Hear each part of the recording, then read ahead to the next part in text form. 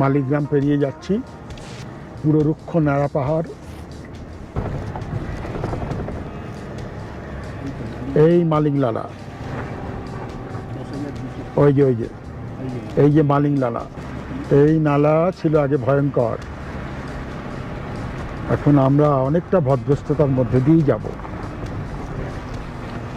বানানো প্রায় হয়েই এসছে।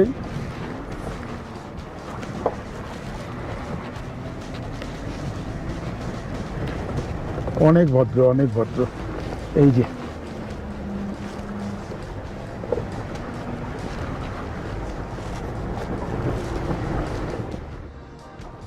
এখান থেকে শিব মন্দির 32 কিলোমিটার, আর তারপরেই ওই ডান দিকে গিউ মনেস্ট্রির পথ।